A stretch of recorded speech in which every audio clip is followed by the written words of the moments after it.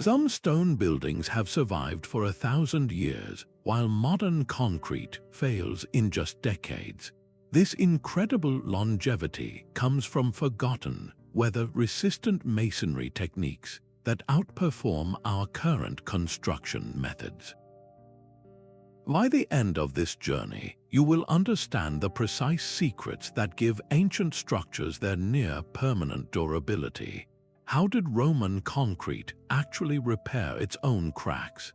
And why did medieval mortar recipes include unexpected organic ingredients? What if the most advanced building knowledge we need was perfected centuries ago? High on a hilltop, a cathedral built 800 years ago still stands against the Atlantic winds. Its stone walls have faced storms that would shred modern siding and moisture that would crumble contemporary concrete. The masons who built it worked without power tools or chemical admixtures, their knowledge forged not in laboratories but through generations of direct, hard-won experience.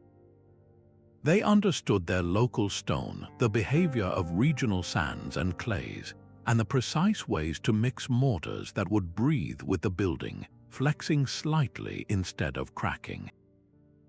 This was a living science passed from master to apprentice, refined by centuries of observing what worked and what failed. The Romans elevated this practical knowledge into a formal engineering discipline. Their surviving texts reveal that they specifically designed harbor walls and aqueducts to endure constant wave action and freeze-thaw cycles, creating a masonry system that actively resisted environmental decay. We are now using electron microscopes and molecular analysis to understand the sophisticated chemistry they achieved with volcanic ash and lime. The endurance of these structures is not a mystery of lost magic, but a testament to a deep, systemic intelligence applied to building. In an era of increasing climate volatility, this historical foundation offers more than just nostalgia.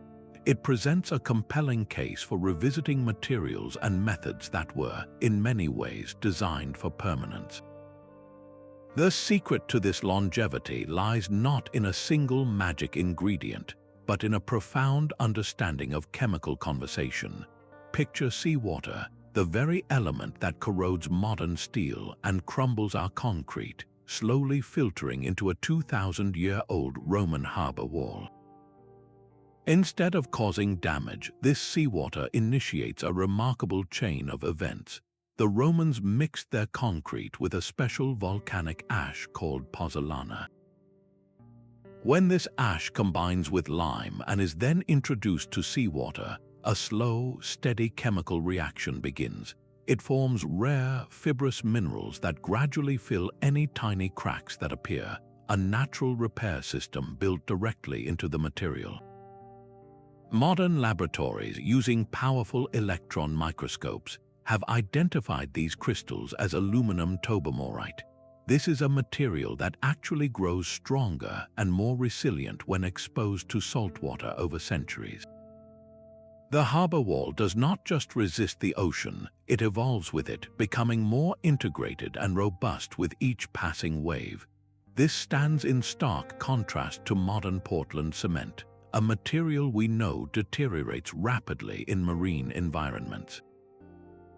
Our concrete fights a losing battle against the elements, while the Roman version forms a lasting partnership. So why did we ever abandon a formula that offered near-permanent durability in favor of one with a much shorter lifespan? The answer is not one of superior technology, but of speed and convenience. While Roman concrete healed itself, medieval masons perfected a mortar that could breathe. High in the towers of a Gothic cathedral, the lime mortar binding the stones together is not a rigid glue but a living, flexible membrane.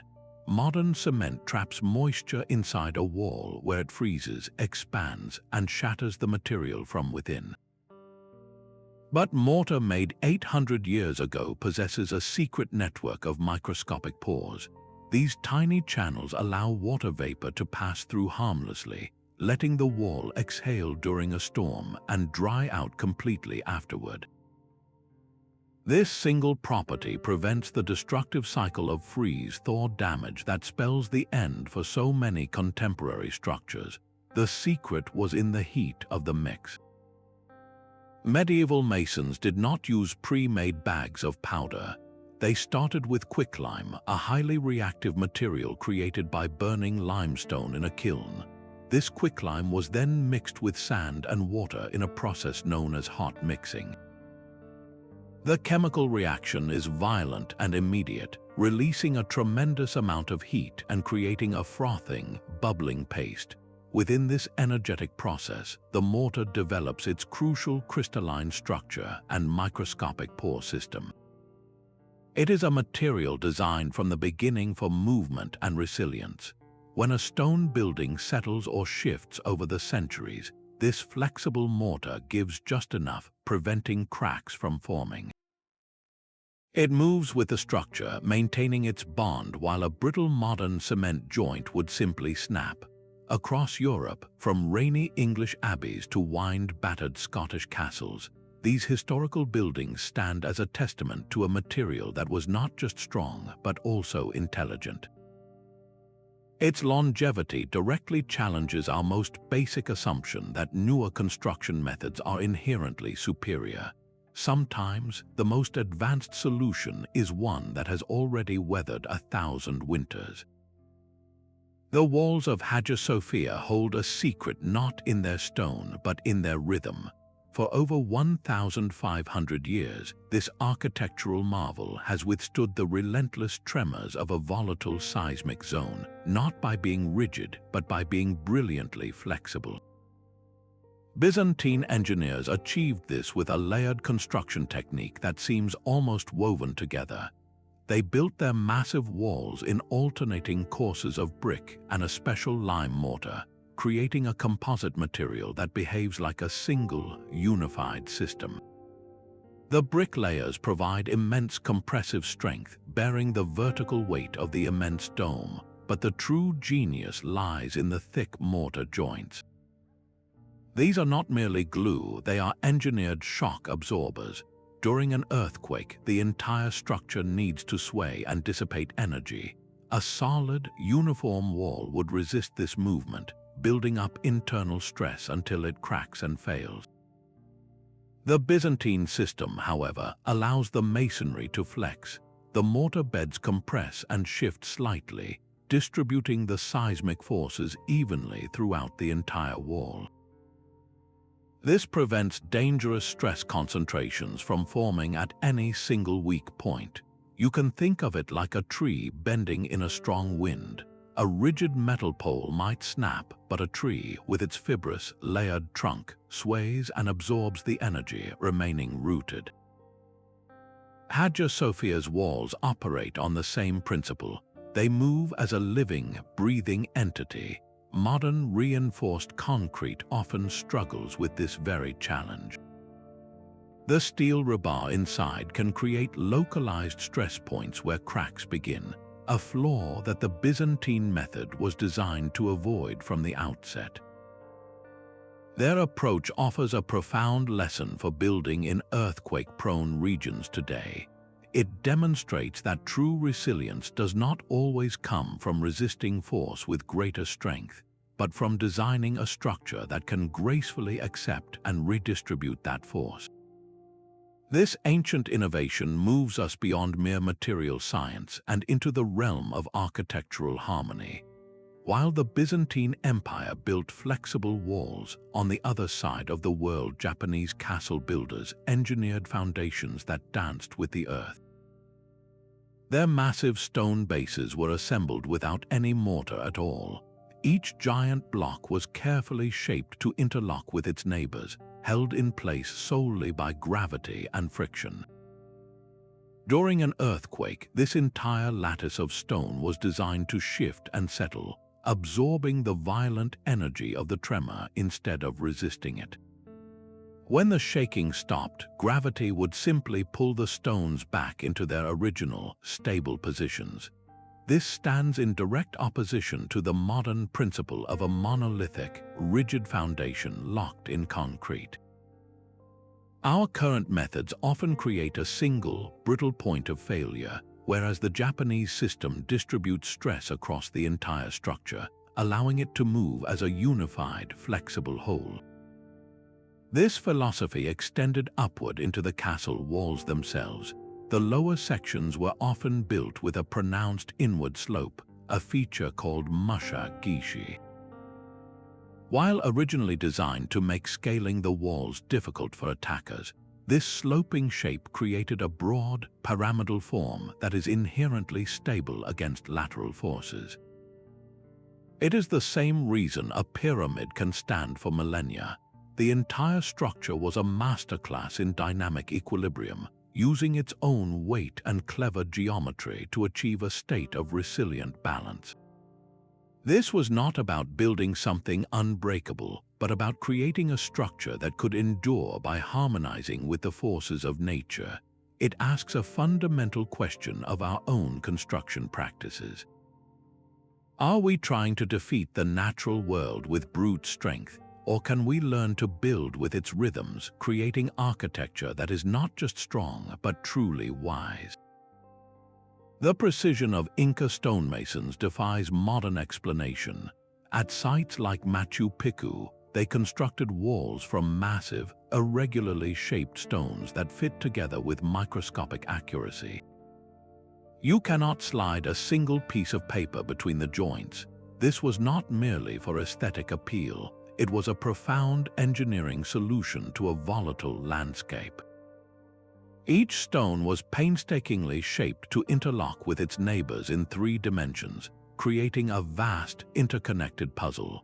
When an earthquake strikes, a modern wall with uniform blocks and straight mortar joints behaves like a sheet of glass, with the rigid lines of cement becoming predictable fracture points. The Inca wall, however, has no such weakness. The complex jigsaw-like pattern of the joints prevents any single crack from propagating through the entire structure. During a tremor, the individual stones are permitted to shift and settle minutely against one another, dissipating the seismic energy through friction and redistribution. The entire wall moves as a single, cohesive unit, a monolithic entity crafted from countless individual parts. This approach creates a level of earthquake resistance that modern masonry, with its reliance on uniform materials and rigid bonding agents, struggles to replicate. The Incas understood something fundamental about the nature of force and material. They built not for rigid perfection, but for intelligent flexibility, designing structures that could converse with the Earth's movements rather than simply resist them. Their legacy is a silent challenge to our own methods, asking us why we so often prioritize speed and uniformity over the deep, resilient wisdom locked in stone. The desert heat can shatter modern concrete in a matter of years, yet ancient Persian structures found a way to turn that same climate into a cooling mechanism. Their secret was a complete fusion of masonry and architecture, where the very bricks and mortar were active participants in climate control. Take the iconic wind catchers, those towering structures that captured even the faintest breeze and channeled it downward. This was only half the system. The masonry it served was engineered with equal genius. The bricks used in buildings like the Ab Anbars or underground water reservoirs were often deliberately porous. As air flowed from the wind catcher over these cool, moisture-laden walls, evaporation would occur, dropping the temperature of the interior space dramatically. But this constant cycle of moisture and evaporation presents a deadly challenge for most masonry: salt crystallization. As water evaporates, it leaves behind salts that expand inside the material's pores, creating immense pressure that eventually causes the surface to crumble and spoil. Persian builders developed mortars specifically designed to resist this damage, often incorporating materials like egg whites or ash to create a more resilient, breathable matrix. The entire structure functioned as a single, living organism. The wind catcher was the lungs, the porous masonry was the skin that breathed and cooled, and the specialized mortar was the immune system that prevented decay. This was not a one-size-fits-all approach. It was a deeply contextual solution where the material science of the masonry was inseparable from the architectural form. We are only now, in our pursuit of sustainable design, beginning to appreciate the sophistication of this holistic thinking. It asks us to see a building not as a collection of separate parts, but as an integrated system where the walls themselves can be a source of intelligence and resilience. The gleaming white walls of Japan's Hagia Castle have defied centuries of torrential rains and humid summers. This is not the work of modern paint, but of a traditional plaster called Shikui, a material that performs a remarkable chemical feat. It actually hardens when exposed to water. While modern stucco can blister and peel in damp conditions, Shikui grows stronger. Its recipe is a masterful blend of slaked lime, sticky seaweed glue called fonori, and tough hemp fibers. When mixed, these ingredients create a plaster that continues to cure for decades. Rainwater initiates a slow, steady process of carbonation, where the lime absorbs carbon dioxide from the air and gradually transforms into a harder, more resilient form of calcium carbonate. This is the same mineral that makes up limestone and marble. The building essentially petrifies over time, its surface becoming a rock-like shield. The seaweed glue gives the wet plaster a workable consistency, and the hemp fibers act like microscopic reinforcement, preventing shrinkage cracks as it dries. This creates a final product that is incredibly strong yet breathable. Its microscopic pores allow internal moisture to escape as vapor, preventing the destructive buildup that ruins so many modern walls. Furthermore, the highly alkaline nature of the lime creates an environment where mold cannot grow and insects are repelled. This is a self-cleaning, self-preserving building skin. Compare this to a modern synthetic stucco system, which often relies on waterproof barriers. When these barriers are inevitably compromised, moisture gets trapped inside the wall cavity, leading to rot, mold, and costly repairs. Shikui requires no such barrier because the plaster itself is the intelligent, breathing membrane. It represents a fundamental shift in perspective. We often try to keep water out with impermeable seals. Shikui instead welcomes water as a partner in its own long-term strengthening, demonstrating that the most durable protection does not always come from fighting nature, but from collaborating with its processes. High above the cathedral floor, stone ceilings stretch across open space without a single piece of steel holding them together. This is the enduring power of corbelled vaulting, a medieval technique that turns gravity into an ally. Master masons designed these ceilings as a gradual, stair-stepped projection. Each stone course was set to extend just a fraction of an inch beyond the one below it, building upward and inward until the gap was bridged by a self-supporting arch or dome. The genius of this method is in its load path. Instead of creating downward thrust that requires heavy internal supports, the corbelled vault gracefully redirects the weight outward, channeling it along the curve of the stones directly into the massive supporting walls. This outward transfer is the key to its stability, creating a structure that is permanently locked in compression. The stones are essentially held in place by their own collective weight, a balance so precise it has remained undisturbed for 800 years. This geometric mastery allowed for more than just strength. The very shape of these vaults was functional. The angled surfaces naturally shed water, and the open joints at the peak could be designed to permit airflow, ventilating the interior space and keeping the masonry dry from the inside out. Modern masonry often relies on hidden steel reinforcements to achieve similar spans. But this introduces a hidden vulnerability. Over decades, moisture inevitably finds its way to that metal, causing it to rust and expand. This expansion creates immense internal pressure, cracking the surrounding stone or concrete from within in a failure that is difficult to detect and expensive to repair. The medieval vault, built entirely of stone and gravity, is immune to this silent decay. Its resilience comes from a pure, empirical understanding of physics, a knowledge gained not from computer models but from generations of observing how stone wants to behave. These masons did not fight the forces of nature, they invited them into the design, creating a dialogue between material and load that has stood the test of centuries. Some of the most permanent walls ever built were made of nothing more than packed earth. Traditional rammed earth construction creates monolithic structures from local soil, a practice perfected across continents from the arid plains of North Africa to the fortified villages of ancient China.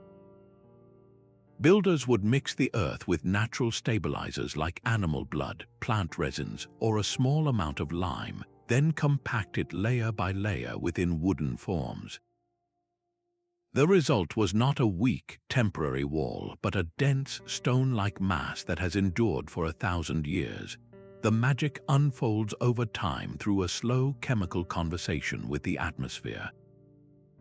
A process called carbonation allows the material to continuously absorb carbon dioxide, gradually converting minerals within the soil into a more stable, rock-hard matrix.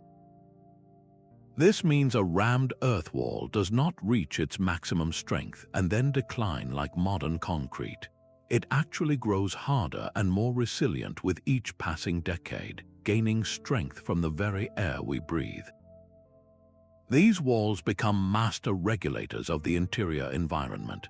Their immense thermal mass absorbs heat during the day and releases it slowly at night, maintaining a stable, comfortable temperature with zero energy input. They also naturally manage humidity, absorbing excess moisture from the air and releasing it when the air becomes dry. This creates a living, breathing building envelope that actively contributes to occupant comfort.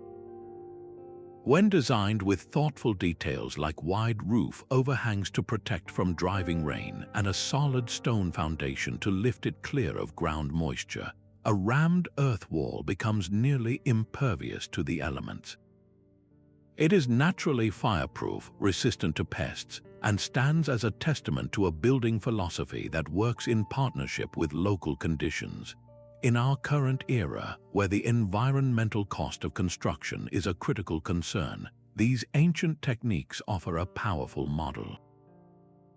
They use the most local material possible, require minimal processing energy, and create structures that are not just durable, but actively contribute to a healthy, sustainable way of life.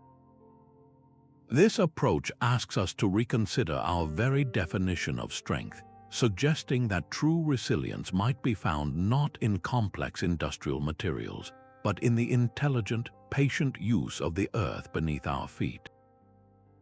The city of Venice floats on a miracle of submerged timber. Its grand palazzos and cathedrals rise not from solid ground, but from a foundation of millions of wooden pillars driven deep into the soft lagoon mud. Conventional wisdom tells us that wood submerged in water should rot away within decades, yet these supports have held firm for over 800 years.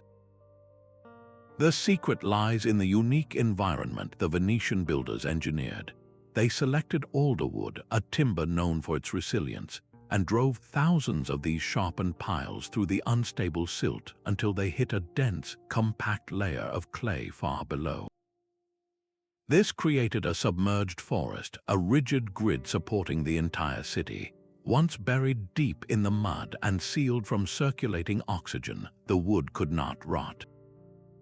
Instead, the mineral-rich water slowly petrified the timber, transforming the cellular structure into a stone-like material that grows harder with each passing century.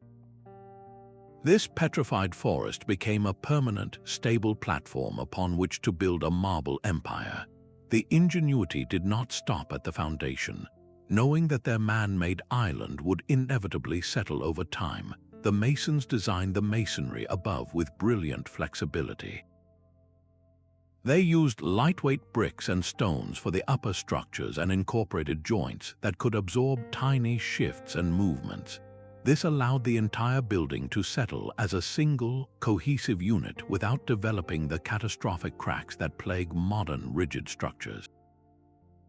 Today, engineers battling sinking foundations in waterlogged soils often fight a continuous, expensive war with pumps and injections. The Venetian system, by contrast, achieved a state of permanent equilibrium by working with the environment rather than against it. It asks a profound question about our own approaches to building on challenging ground. Are we trying to conquer unstable earth with immense force and concrete? Or can we learn to create foundations that evolve and strengthen within their specific conditions, becoming more resilient with age instead of requiring constant defense? A stone roof is a permanent shield. While modern asphalt shingles may last 20 years and metal panels a few decades, ancient builders across Europe and Asia created roofing systems from stone that have endured for centuries. In the slate-producing regions of Wales or the villages of the French Alps, you can still find homes wearing their original stone roofs, installed 300 years ago. The secret is not just the durability of the material, but the intelligence of the design. Each heavy slab was not simply laid flat. It was carefully shaped to interlock with its neighbors in a way that defied the weather. Over time, as the structure settled under the immense weight, these stone tiles would shift minutely, grinding against one another to form an even tighter, more impenetrable seal. This is the opposite of planned obsolescence. It is a design for continuous improvement, where the passage of time makes the roof stronger, not weaker. The sheer mass of the stone provided a powerful anchor against hurricane-force winds that can peel modern roofs away like paper, and the thermal mass of the stone acted as a natural climate battery, absorbing solar heat during the day and slowly releasing it through the cool night, stabilizing the temperature inside without any mechanical help. Why do we accept a cycle of constant replacement for our most protective building element when a proven, permanent alternative has existed for 1,000 years? These historical roofs are a quiet rebuke to our disposable culture, demonstrating that the most advanced protection does not come from complex, short-lived synthetic materials, but from a deep understanding of simple, timeless physics. The Taj Mahal's white marble walls shimmer with more than just beauty. They hold a hidden structural secret within their floral patterns. Mughal artisans perfected a technique called pietra dura, where intricate designs of semi-precious stones like jasper and lapis lazuli were meticulously inlaid into the marble. This was far more than decoration. It functioned as a sophisticated reinforcement network. Each piece of hard stone was set into a precisely carved recess, creating a complex mosaic that acts like a natural fiber composite. The contrasting materials, with their different rates of thermal expansion and contraction, create a dynamic, interlocking stress system. As the sun heats the facade, the marble and the inlaid stones expand at slightly different rates, generating gentle, opposing forces that lock the entire assembly together more tightly. This internal tension distributes loads and resists cracking, much like the fibers in modern carbon fiber reinforce a polymer matrix. It is a perfect fusion of art and engineering, where the aesthetic pattern is also a functional web of strength. Modern construction typically separates these roles, applying decorative finishes to a completed structural frame, a process that often creates vulnerabilities where layers can delaminate. The Mughal approach integrated the decorative and the structural into a single, monolithic entity. the result is a building where the very elements of its beauty contribute directly to its legendary stability, a structure that has endured for centuries without its intricate stonework ever loosening or failing. This challenges a fundamental divide in our current building philosophy, suggesting that the most resilient and enduring structures may be those where ornament and strength are not separate considerations, but two expressions of the same intelligent design. The arid canyons of the American Southwest hold masonry secrets refined over 1,000 years. Ancient pueblos and cliff dwellings stand firm in a land of scorching days and freezing nights, a place where modern construction materials often crack and fail within a single generation.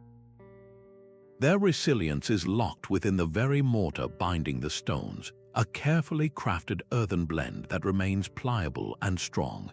Indigenous builders did not have access to industrial materials. Instead, they turned to the living landscape, developing specialized recipes from local clays, sands, and unexpected organic additives. Some formulas incorporated the sap of the prickly pear cactus, a substance rich in natural polymers. When mixed into the mortar, this cactus juice acted as a powerful plasticizer and stabilizer. It created a workable paste that was easy to apply, yet it also formed flexible, moisture-resistant bonds as it dried. Other recipes might include animal blood, whose albumin proteins created a tough, cohesive matrix that could withstand the relentless expansion and contraction of the desert's extreme temperature cycles. The resulting mortar was not a rigid, brittle glue like modern Portland cement. It was a living, breathing joint designed to accommodate the subtle shifts and movements of the structure over time. This flexibility is what prevents catastrophic cracking. When the stone walls expand under the midday sun, the mortar gives just enough. When they contract in the cold of night, the bond holds firm. This intelligent flexibility has allowed these structures to endure for centuries, while rigid modern mortars in the same environment often succumb to thermal stress in just a few decades. This localized knowledge represents a profound shift in how we might view building materials today. It was not a one-size-fits-all solution, but a deeply contextual practice. Builders used what was immediately available, understanding the unique properties of their specific region's resources. This approach created hyper-efficient, sustainable, and incredibly durable solutions that were perfectly tuned to their environment. In our search for greener building practices, this ancient wisdom offers a powerful lesson. True sustainability may not come from shipping standardized materials across the globe, but from rediscovering the intelligent use of the landscapes we already inhabit. Gothic cathedrals seem to float, their walls of stained glass held aloft by an external skeleton of stone. This is the genius of the flying buttress, a system that transforms a building's greatest weakness into its most breathtaking strength. The immense weight of a stone roof and vault creates a powerful outward thrust, a force that would push traditional walls apart and cause a catastrophic collapse. The Gothic masons did not fight this thrust with thicker walls. Instead, they invited it outside the building, catching it with elegant, arched stone bridges that leap through the air from the high walls to massive external piers. These flying buttresses act like a set of carefully placed stone fingers, gently pressing the walls inward to counterbalance the roof's push outward. This externalization of force was a revolutionary concept. It allowed the masons to replace solid, heavy walls with delicate traceries of stone and vast panels of colored glass, flooding the interior with light in a way that was previously unimaginable. The entire structure became a dynamic equilibrium of opposing forces, a perfect balance between the downward pull of gravity and the outward channeling of thrust. Every curve of the buttress was not merely decorative, it was a precise calculation of the thrust line, ensuring that loads traveled in a smooth, uninterrupted path from the highest point of the vault down through the stone and deep into the earth. Modern curtain walls, by comparison, are often simple cladding hung on a steel frame, a system that can sway and vibrate, requiring constant inspection and hidden reinforcements. The Gothic system, however, is entirely transparent in its logic. Its strength is on full display, a stone network that has withstood centuries of gale force winds, subtle ground settlement, and the percussions of conflict because its design embraces movement and redistributes stress with graceful intelligence. It represents a level of structural intuition that we are only now, with advanced computer modeling, beginning to fully decode. This historical innovation quietly questions the complexity of our own engineering, suggesting that the most elegant solutions are often those that work in harmony with physical laws, not against them. The stone walls of a medieval fortress do more than just stand strong. They actively shed water with the precision of a modern engineer. Historical builders understood that moisture was the ultimate enemy of masonry, and they designed their structures to manage it from the inside out. Instead of adding drainage as an afterthought, they integrated it directly into the fabric of the wall. Look closely at the base of a centuries-old castle or a Roman viaduct, and you will often find carefully placed slotted stones known as weep holes. These are not signs of decay, they are intentional vents. They allow air to circulate within the wall cavity, promoting evaporation and ensuring that any moisture that does penetrate can escape before it causes damage. Higher up, the masonry itself is often laid with a subtle, backward slope, a technique called a weathering. This directs rainwater away from the vulnerable mortar joints and over the face of the stones, which are far more resistant to erosion. The mortars used in these critical areas were also specially formulated to be more water-resistant, often with a higher lime content that created a harder, less porous seal at the surface. This is a complete moisture management system crafted entirely from stone and mortar. Modern construction typically relies on hidden membranes and internal drainage planes, systems that can be compromised during construction or fail silently over time. The historical approach makes the water management visible and permanent, a fundamental part of the wall's anatomy. This philosophy transforms a building from a passive object into an active participant in its own preservation.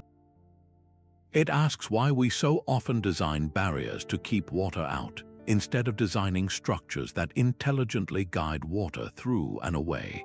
The enduring dryness of these ancient interiors is not a lucky accident. It is the result of a profound, holistic understanding that the longest-lasting building is one that knows how to stay dry. A Byzantine fortress wall does not simply block a siege, it swallows the blow.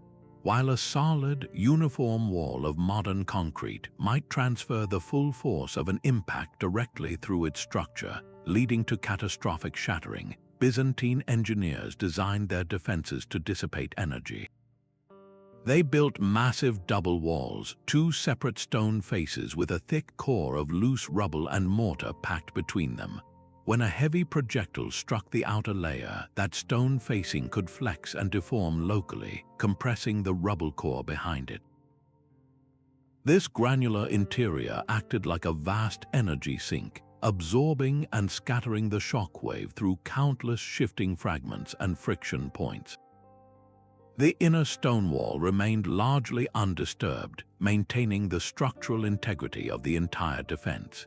It was a system that sacrificed a small, repairable portion of the wall to save the whole, a brilliant lesson in strategic resilience.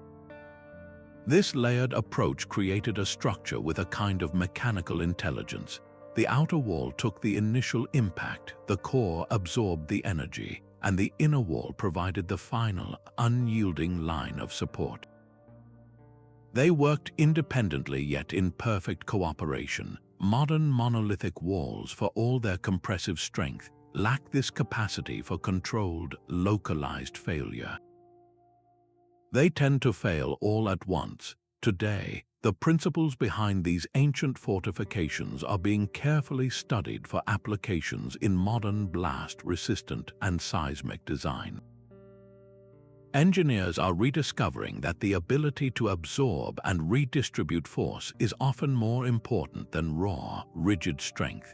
The enduring presence of these walls, having weathered numerous historical conflicts, stands as quiet proof.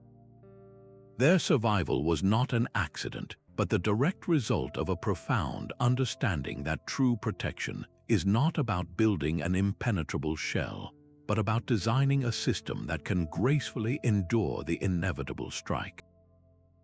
The space between stones holds a secret as powerful as the stone itself. Traditional masons treated these joints not as empty gaps to be filled, but as active, engineered components of the wall. They carved stones with trapezoidal shapes and keyed intersections, designs that seem complex to our modern eyes accustomed to uniform rectangles. A trapezoidal block, wider at the bottom than the top, locks itself into place under its own weight, creating a joint that tightens with the force of gravity. A keyed joint, where one stone has a protruding lip that fits into a corresponding slot in its neighbor, prevents lateral sliding. This transforms a simple stacked wall into a three-dimensional puzzle where every piece is mechanically interlocked. The mortar itself was applied with strategic intelligence. Instead of a uniform bed, masons often used a graduated joint, thicker at the back of the stone and thinner at the front. This created a slight pivot point, allowing the entire wall to settle and shift minutely without losing its cohesion. The result is a structure with no straight line weaknesses. In a wall of uniform blocks and perfectly straight mortar lines, a crack that starts at the base can travel upward in an uninterrupted path, compromising the entire assembly. But in a wall with trapezoidal stones and keyed joints, any crack is forced to travel a zigzag, dissipating its energy at every turn and ultimately stopping its progress. This is why so many historical structures have endured centuries of ground settlement and seismic activity. They were designed not as rigid, monolithic entities, but as flexible, interconnected systems where the joints are the intelligent hinges that allow for graceful movement. Our modern reliance on identical concrete blocks and uniform mortar beds creates a predictable grid of potential failure. The ancient approach, by contrast, embraced complexity at the microscopic level of the connection, building resilience directly into the handshake between one stone and the next. It suggests that the path to greater durability may not require stronger materials, but rather a wiser conversation between them. Monastery walls bound with mortar mixed from egg whites and ale have outlasted empires. In the cellars of medieval breweries and the kitchens of great halls, masons discovered that everyday ingredients could transform simple lime and sand into a superbly durable building material. They were not following a formal chemical recipe, but rather a deep, intuitive understanding of material behavior passed down through generations. A splash of beer could keep the mortar pliable and workable for hours, allowing a mason to carefully set each stone without the mix drying out. Egg whites rich in proteins created a tougher, more water-resistant binder that could withstand the relentless damp of a northern European winter. Even cheese was sometimes incorporated, its fats and casein forming a flexible, almost rubbery matrix that allowed the mortar to absorb subtle shifts in the foundation without cracking.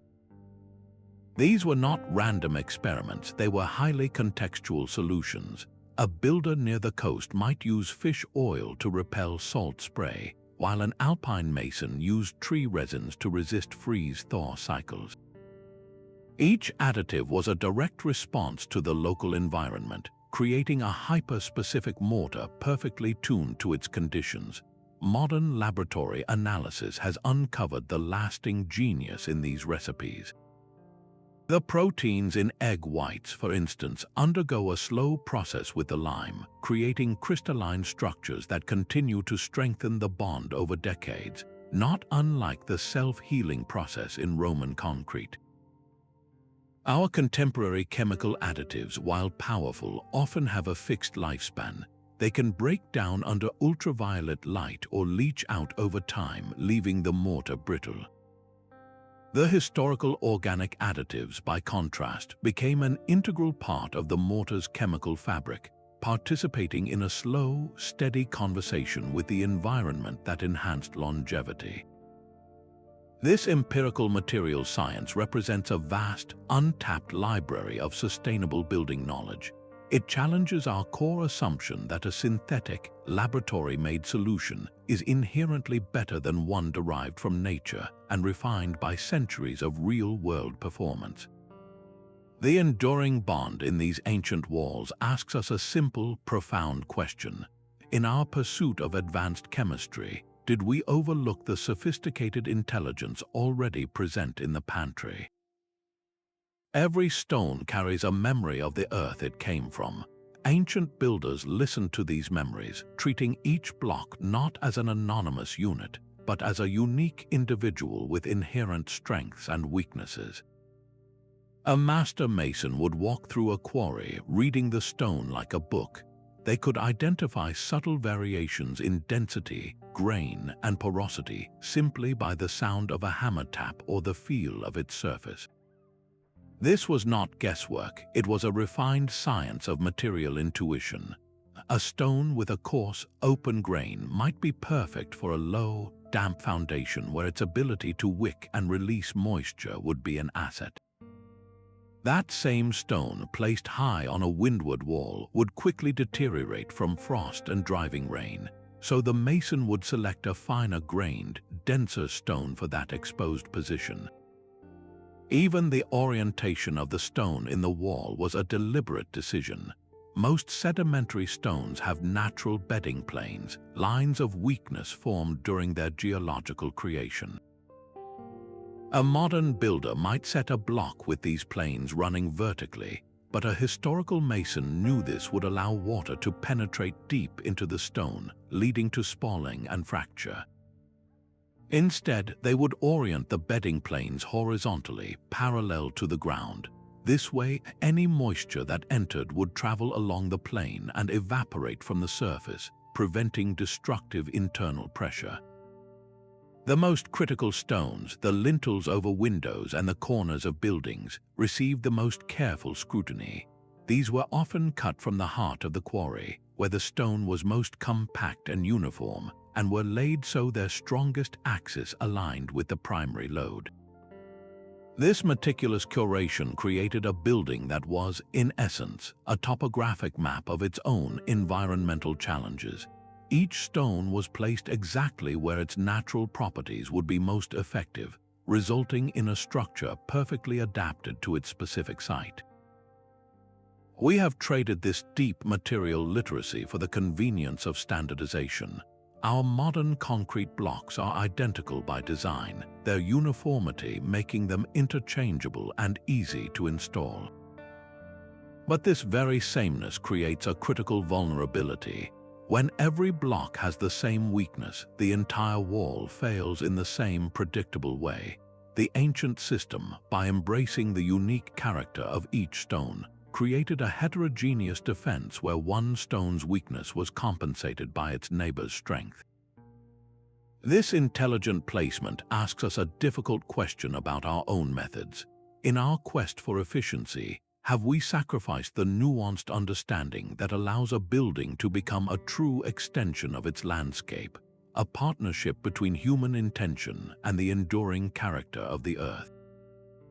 A building's true test begins the day it is finished.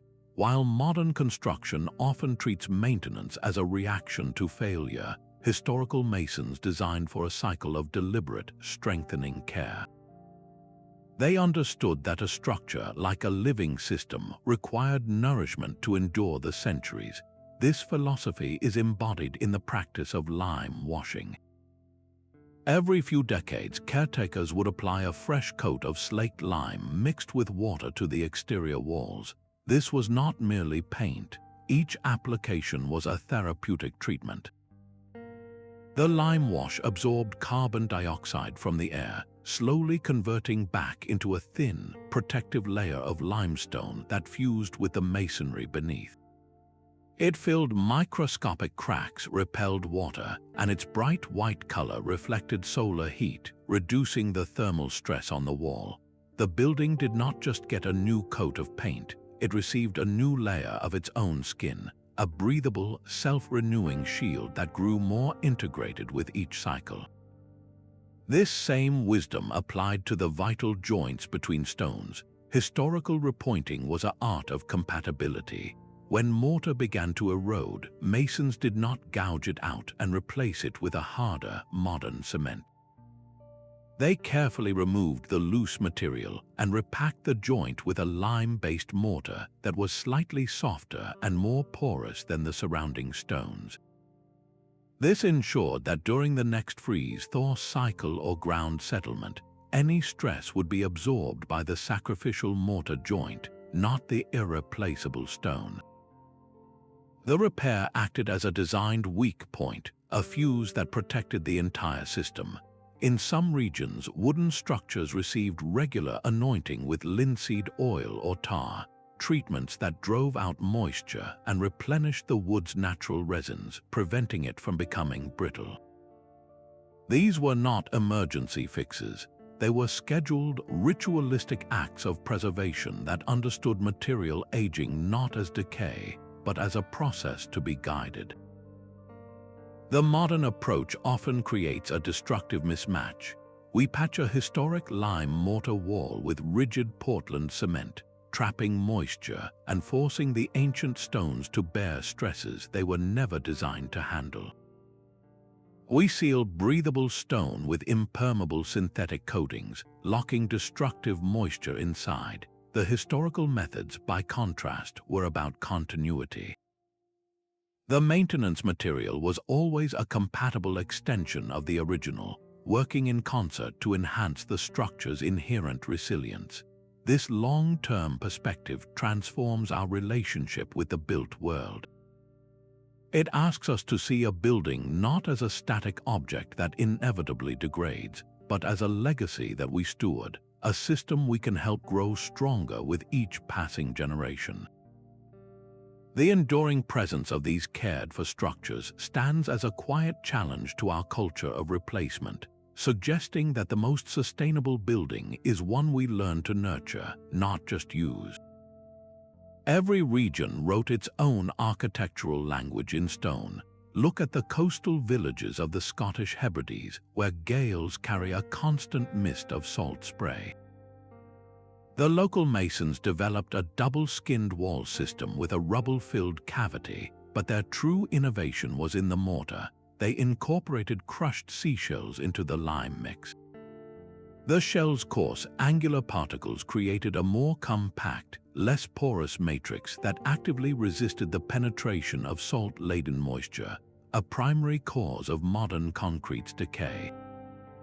Further south, in the sun-baked villages of the Mediterranean, the masonry tells a different story. Walls were painted with lime wash not just for aesthetics, but to create a highly reflective surface that bounced solar radiation away, keeping interiors cool. The stones themselves were often set with wide, recessed joints that cast deep shadows, creating a thermal buffer of still air that reduced heat transfer into the living spaces. In the high mountains, where heavy snow loads and freeze-thaw cycles are constant threats, builders employed massively thick walls with a pronounced batter or inward slope. This shape not only countered the lateral push of accumulated snow, but also shed water more effectively, while the sheer mass of stone provided enough thermal inertia to moderate the drastic temperature swings between day and night. This was not a universal building code, but a deeply localized response. Each community, through generations of trial and observation, refined a masonry system that spoke directly to the challenges of its immediate environment. The result is a global tapestry of building intelligence, where a wall in the desert functions differently than a wall in the rainforest, even if they use the same fundamental materials. We have largely replaced this nuanced, place-based wisdom with standardized specifications and globally sourced components. A modern concrete block performs the same in Arizona as it does in Norway, which is precisely the problem. Its uniform behavior makes it equally vulnerable everywhere, requiring complex mechanical systems to compensate for its environmental shortcomings. The vernacular building, by contrast, has its climate solutions baked into its very walls. Its continued comfort and stability, centuries after its construction, pose a quiet challenge to our industrial model. It suggests that the most resilient future for building may not be found in a single, perfect global material, but in rediscovering the art of listening to a place and letting its unique character shape the stone. Stone walls can feel cool to the touch even on the hottest summer day, a simple phenomenon that historical builders harnessed into a complete climate control system. They designed their masonry not just for strength, but as a thermal battery, using the sheer mass of stone or earth to absorb excess heat and release it when needed. In the arid Middle East, builders crafted homes with extraordinarily thick walls made from mud brick or rammed earth. During the scorching afternoon, the sun's heat would only penetrate the outer few inches of the wall, leaving the interior spaces remarkably cool. Then, as the desert night grew cold, that stored warmth would slowly radiate inward, stabilizing the temperature through the early hours. This is the principle of thermal mass in its purest form, a passive strategy that requires no energy beyond the initial construction. Further north, in the cold winters of Europe, castle builders applied the same concept but with a different rhythm. Their massive stone keeps would absorb whatever heat was generated from fireplaces and bodies during the day. As temperatures plummeted after dark, the walls would release this stored energy back into the rooms, preventing the interior from becoming an icebox. This was not a random outcome, it was a deliberate design choice. The specific type of stone was often selected for its density and heat capacity, with local materials being chosen not just for availability, but for their proven performance in that particular climate. These builders also understood the power of night purge cooling. Structures were designed with strategic ventilation openings, often at high points. As the cool night air flowed in, it would flush out the warm air that had accumulated near the ceiling during the day, pre-cooling the entire masonry structure in preparation for the next heat wave. The entire building worked in a daily cycle of charging and discharging energy, a rhythm synchronized with the sun. Modern insulated walls, while highly effective in the short term, lack this dynamic capacity. Their performance is entirely dependent on a perfect seal and can degrade if the insulation settles or gets damp. The historical masonry wall, by contrast, performs its climate function purely through its physical presence, a capability that does not diminish over centuries. This enduring performance challenges a core tenet of contemporary efficiency standards, suggesting that true sustainability might be found not in complex mechanical systems, but in the intelligent, passive mass of a well-built wall. A building's conversation with the earth begins below the surface, where modern engineering often fails. Historical builders understood that the ground itself is a living, shifting entity, and they designed foundations not to overpower it, but to move with it. They employed stepped footings, which distributed the building's immense weight across a broader area of soil, much like snowshoes prevent a person from sinking into deep powder. This prevented uneven settling that could tear a rigid structure apart. Beneath these footings, they often placed deep layers of loose stone or gravel. This was not simple backfill, it was a sophisticated drainage plane. When the water table rose, this layer would channel groundwater away from the foundation, preventing the soil from becoming waterlogged and unstable. The entire foundation system was designed as a flexible interface. Timber grillages or layers of brushwood were sometimes used to create a cushion between the stone foundation and the soil, allowing for minute adjustments and settlements without transmitting destructive cracks upward into the masonry walls. This is a stark contrast to the modern approach of pouring a monolithic concrete slab, a rigid plate that demands the ground beneath it remain perfectly still. When that soil inevitably shifts or expands, the slab has no capacity to flex, leading to catastrophic cracking. The longevity of ancient structures on soft riverbanks, sloping hillsides, and even marshlands is a direct result of this adaptive philosophy. They achieved stability not through brute force, but through intelligent compliance, creating a foundation that could partner with the dynamic earth. This empirical knowledge, refined over generations of observing how buildings succeed or fail on specific soils, created a geotechnical wisdom that our current reliance on standardized calculations is only beginning to rediscover. It poses a fundamental question about our own methods. Are we building foundations to conquer the landscape or to begin a lasting dialogue with it? The silence of an ancient amphitheater is not truly silent at all. It is a space waiting for a whisper, a place where the masonry itself has learned to listen and to speak. Centuries before the invention of electronic speakers, builders designed these structures with an innate understanding of sound, carving stone to carry a human voice with stunning clarity to the highest seats. They worked not from acoustic textbooks, but from a deep, empirical knowledge of how sound waves behave, creating surfaces that focused and projected rather than absorbed and deadened. The curved walls of a Greek theater are not merely decorative, they function as massive reflective shells. Each stone is part of a calculated geometry that catches the vibrations from the stage and guides them upward, ensuring that even a soft-spoken line of dialogue can reach an audience of thousands.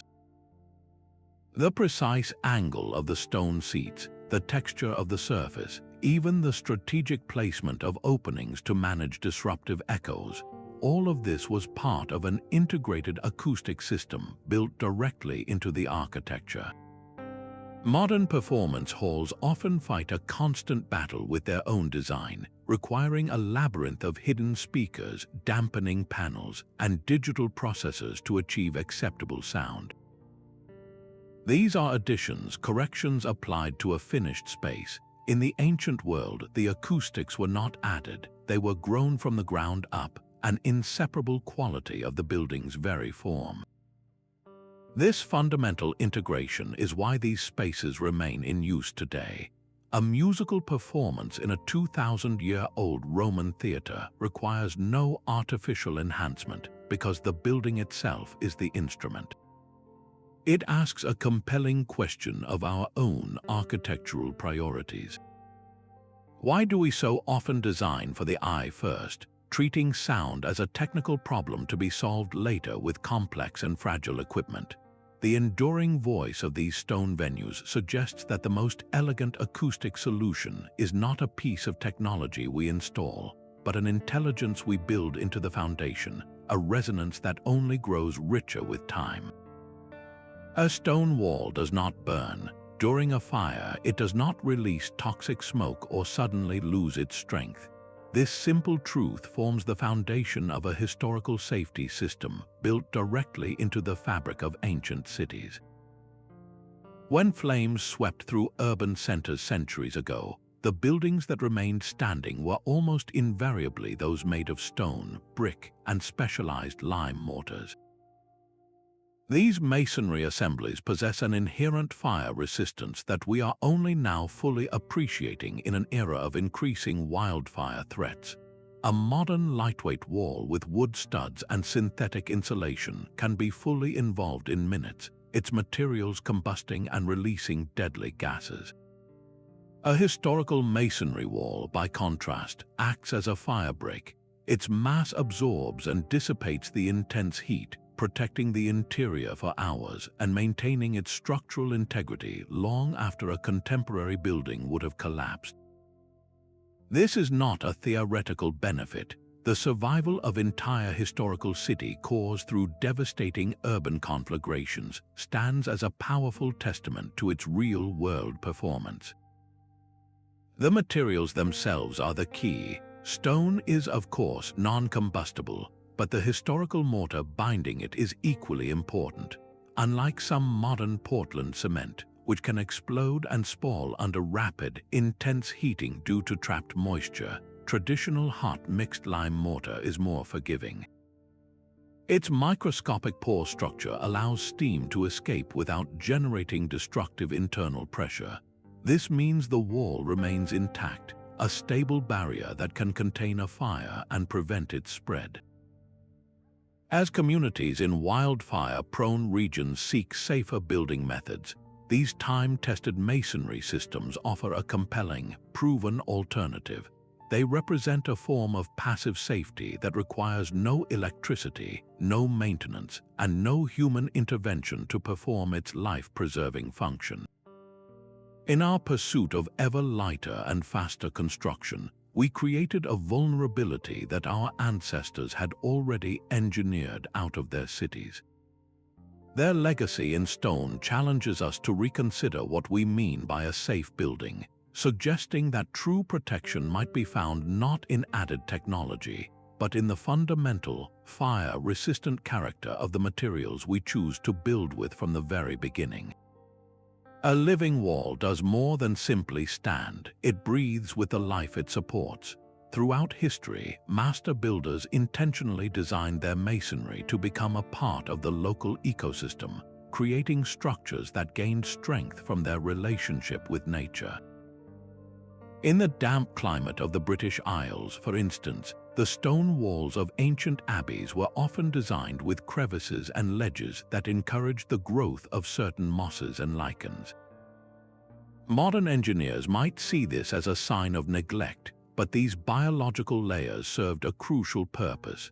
The moss acted like a thatched roof for the stone, its dense fibers absorbing driving rain and slowing its journey to the mortar beneath, while the lichen secreted mild acids that actually helped consolidate the surface of the stone over generations. This was not an uncontrolled invasion, it was a cultivated, protective partnership. Similarly, the dry stone walls crisscrossing the countryside were never sealed.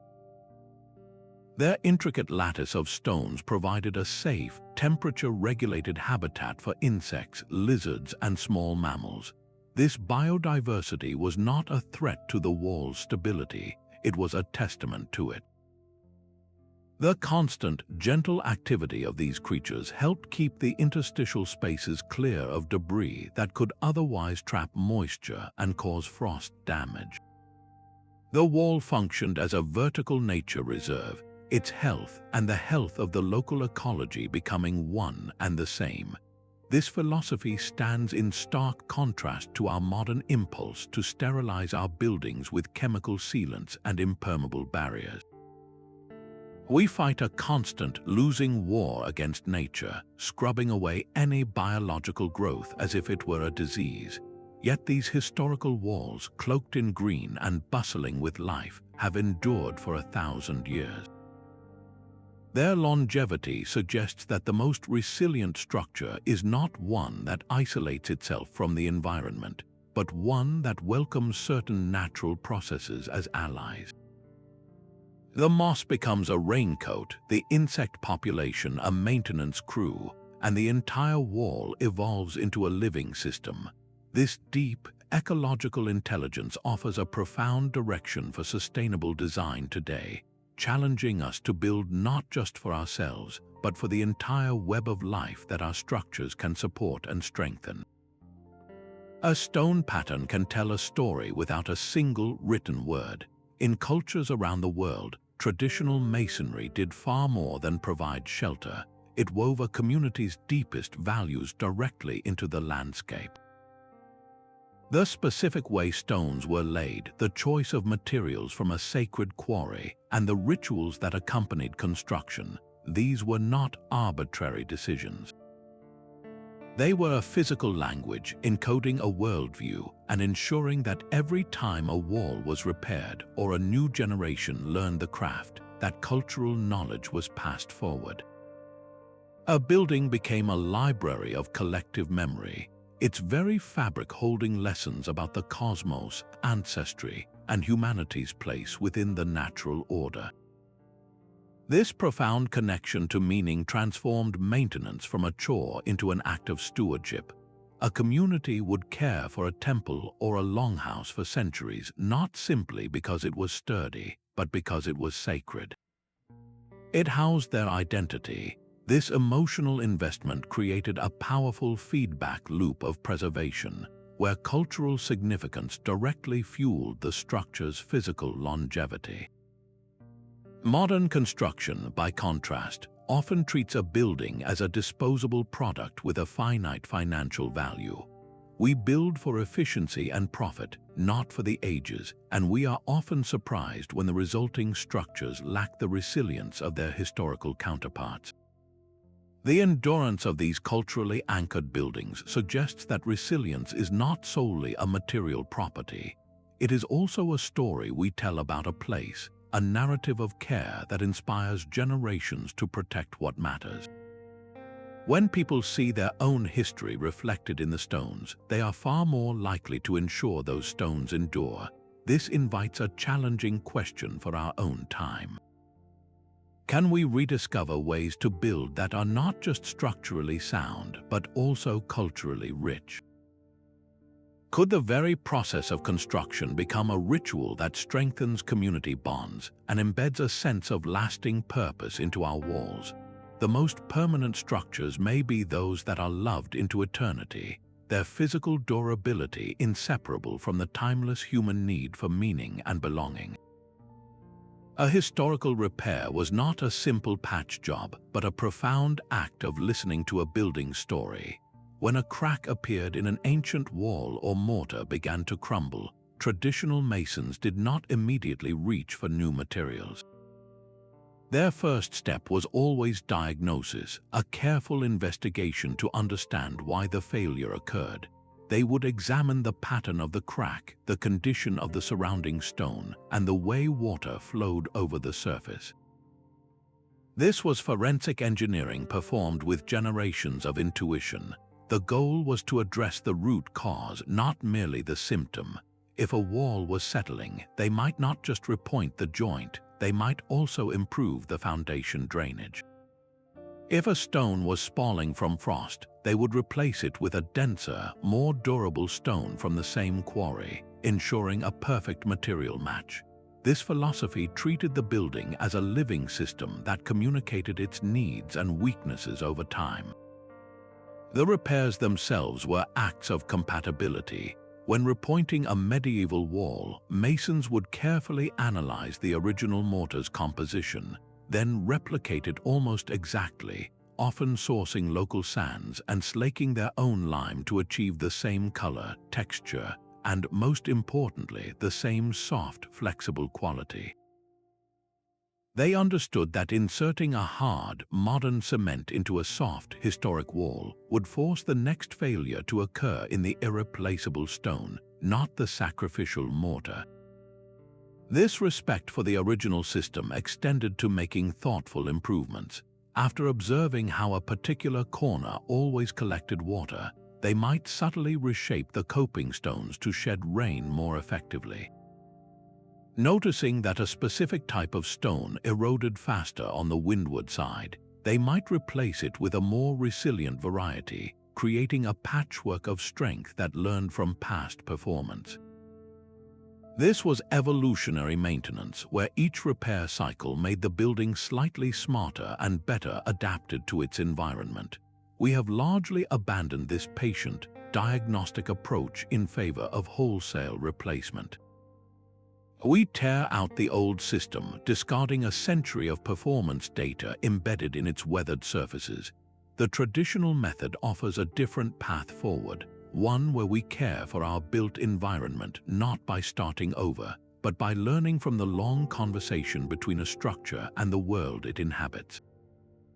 Some of the most earthquake-resistant historical buildings are not original designs, but survivors repeatedly strengthened by generations of hands. In seismic zones across the world, communities developed a living tradition of retrofit, adding intelligent reinforcements after each tremor to prepare for the next. They did not tear down and rebuild with modern materials. Instead, they worked with the existing fabric, weaving in new elements that enhanced resilience while honoring the structure's soul.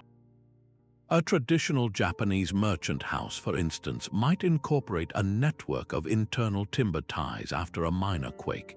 These wooden members, often hidden within walls, act like a flexible cage, holding the heavy masonry together during violent shaking. The timber flexes and absorbs energy, preventing the brittle stone or brick from collapsing. This is a fundamentally different philosophy from drilling steel rebar into ancient walls, a modern method that can create hard, unyielding points of stress. The traditional timber tie system works with the building's natural tendency to move, guiding that movement in a way that preserves the whole. Similarly, in the stone villages of the Himalayas, you find ancient temples wrapped with external timber ring beams. These horizontal wooden belts fitted around the upper walls function like a barrel's hoops, applying constant, gentle compression that binds the structure into a single, cohesive unit. When the ground shakes, this ring beam prevents the upper stories from swaying independently and breaking apart. The beauty of this method is its reversibility and compatibility. The wood moves with the stone, and if a beam ever needs replacement, it can be swapped out without damaging the historic masonry. This stands in stark contrast to the modern practice of spraying concrete onto historic walls or embedding rigid steel frames, interventions that often alter a building's character and can even mask underlying weaknesses until a catastrophic failure occurs. The enduring presence of these retrofitted structures, having weathered multiple major seismic events over hundreds of years, offers a quiet lesson in respectful reinforcement. It demonstrates that the most effective way to preserve our architectural heritage in active zones is not always to overpower nature with brute force, but to augment historical intelligence with complementary, flexible strength. Moisture was not an enemy to be vanquished, but a force to be guided. Ancient builders designed their structures with a profound understanding of water's journey, creating masonry systems that managed dampness through evaporation, strategic drainage, and even temporary storage. Walk through the ruins of a Roman bath complex, and you will find more than just stone. The hypocaust system, a network of raised floors and hollow walls, did more than circulate hot air. It created a continuous flow that drew moisture up and out, preventing the damp stagnation that ruins modern buildings. The walls themselves were often built with a cavity, a space filled with loose rubble that acted as a drainage plane, catching any infiltrating water and channeling it downward and away through strategically placed weep holes.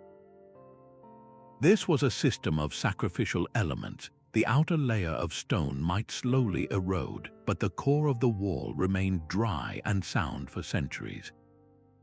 The true genius was in the breathable assembly. From the thick lime plasters of Mediterranean villas to the porous earthen walls of Middle Eastern caravanserais, these materials were chosen for their ability to absorb a small amount of moisture and then release it harmlessly as vapor when conditions changed. They could breathe. Modern construction often fights a losing battle for perfect waterproofing, relying on synthetic membranes and sealants that are destined to degrade, tear, or be improperly installed. When this single line of defense fails, water becomes trapped inside the wall assembly with no way to escape, leading to rot, mold, and structural decay. The historical approach never expected a perfect seal. Instead, it created multiple redundant pathways for water to enter, travel, and exit without causing harm. It is the difference between building a fortress wall that can be breached and designing a city with internal streets that safely channel a flood. This time-tested wisdom challenges a fundamental principle of contemporary building science. Our obsession with barrier methods creates brittle systems, while the ancient, breathable approach offered resilient durability by welcoming water into a managed, intelligent conversation with the masonry itself. The strength of a stone wall can be measured by the hands that built it. Across countless cultures, the most durable structures emerged not from isolated contractors, but from entire communities engaged in a shared ritual of creation. A medieval cathedral rising over a French town, a Pueblo village taking shape in the American Southwest, these were not merely construction projects. They were collective endeavors that wove the very fabric of society tighter with every stone laid.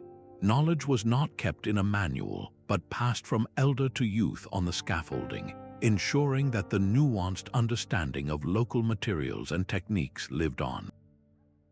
This process forged a deep, personal investment in the building's success. When you have mixed the mortar with your neighbors, when you have watched your grandfather shape the cornerstone, that building becomes a part of your identity. Its survival is your legacy. This profound social connection created an inherent quality control that is difficult to replicate in modern, transactional building contracts. A community building for itself does not cut corners. There is no incentive to use inferior materials or rush the curing of lime mortar when the result is your own children's future shelter, your own village gathering place. This collective wisdom and shared responsibility translated directly into superior physical durability. The buildings were cared for with a vigilance that spanned generations, with maintenance becoming a communal duty rather than a costly external service. Why does a centuries-old stone barn in the English countryside still stand, while a modern warehouse requires major repairs after just a few decades? The difference may lie not in the chemistry of the mortar, but in the human spirit that bound it. A structure born from collective purpose and nurtured by communal memory seems to possess a resilience that transcends its material components. It asks us a challenging question about our own disconnected building practices. Could the secret to creating truly lasting architecture be found not only in the quality of our stone, but in the strength of the community we build around it? A building that serves only one purpose often becomes a relic the moment that purpose fades. Yet across our oldest city centers, structures of stone and mortar have hosted markets, homes, warehouses, and schools, their robust shells effortlessly accommodating each new chapter. This is the quiet power of adaptive reuse, a potential written directly into the fabric of historical masonry. The thick walls and flexible joints of these buildings were not designed for a single use, but for permanence itself. Their inherent durability provides a blank canvas for the future. A medieval guild hall, with its generous floor loads and breathable walls, can be transformed into a modern library without replacing its core structure. A 19th-century industrial mill, built with massive timber beams and brick vaults, finds new life as loft apartments, its original character now its most valued asset. This stands in stark contrast to many contemporary buildings, engineered with precise calculations for one specific function. Their lightweight frames and optimized layouts often resist change, making renovation so costly and complex that demolition becomes the default option. The historical masonry building, by contrast, offers a gift of time. Its strength is not just in resisting decay, but in its capacity for reinterpretation. This longevity through adaptation is a masterclass in true sustainability. The most environmentally friendly building is not always the one with the most solar panels, but often the one that never needed to be torn down.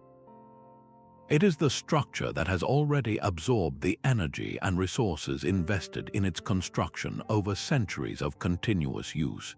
When we choose to preserve and adapt a historical masonry building, we are not just saving a piece of the past. We are investing in a future-proof asset, one whose value is measured not in decades, but in the endless potential of its next life. A master mason's hands could feel the coming frost in a stone's dampness.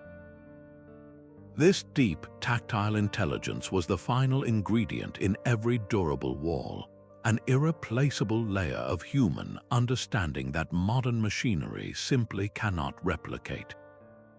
Traditional masonry was not just a set of instructions, it was a living craft where knowledge resided in the palms and fingertips of the artisan. A builder could assess the quality of lime putty by its texture, judge the right sand for a mortar by its color and grit between the fingers, and sense a stone's internal weaknesses through the subtle vibrations of a hammer tap. This was a continuous conversation between the craftsman and his materials, a feedback loop of observation and adjustment that ensured every mix, every placement, was perfectly attuned to the immediate conditions. This craft knowledge represented a vast, accumulated intelligence about how materials behave not just today, but over a century. It understood that a slightly softer mortar would protect the stone in the long run, that a particular stone orientation would shed water more effectively, and that a wall needed to breathe, not just resist. The demonstrated superiority of these techniques suggests this human dimension is not a nostalgic artifact, but a critical component of longevity. As we confront the recurring durability failures in our machine-made buildings, the revitalization of these crafts offers a path forward that technology alone cannot provide. It is not about rejecting progress, but about recognizing that some forms of intelligence are too nuanced, too deeply connected to the physical world, to be fully automated. The true strength of a wall may ultimately depend less on the power of the tools that built it, and more on the wisdom in the hands that guided them. A stone pulled from a local quarry arrives on site with its history intact. This was the foundational principle of traditional masonry, a system of material sourcing that created profound sustainability through deep local connection. Builders did not have the option of ordering standardized blocks from across the continent. Their palette was the landscape itself, a constraint that fostered incredible ingenuity and resilience. The stone for a village church came from the hillside a mile away. The lime for its mortar was burned in a kiln just outside of town, using limestone from the same ridge. The sand was dug from a nearby riverbed, and the organic additives, whether cactus sap, egg whites, or tree resin, were harvested from the immediate environment. This radically local approach meant that the very first step of construction, material sourcing, had an almost negligible environmental cost. The energy required to move a stone from its origin to its final place in a wall was measured in the sweat of men and animals, not in barrels of diesel fuel. This minimal processing and transportation resulted in what modern engineers call extremely low embodied energy, the total energy consumed by a material through its entire life cycle.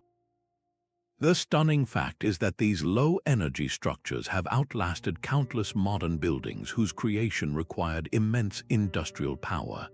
This longevity challenges a core belief of our time, that superior performance must come from complex, globalized supply chains and high-tech processing. The medieval cathedral, the rammed earth fortress, the Pueblo village, all stand as evidence that the opposite can be true. Their enduring strength was forged not in a factory, but from an intimate dialogue with a specific place. They demonstrate that the most durable material is often the one that is already there, whose properties are perfectly understood because they have been tested by generations in that very climate. As we now confront the staggering carbon footprint of modern concrete and steel, these historical models offer more than just nostalgia. They present a viable, proven pathway toward a built environment that is not only enduring but also inherently gentle on the planet. This is not a rejection of progress, but a rediscovery of a wisdom we desperately need, a reminder that true resilience is often found right beneath our feet.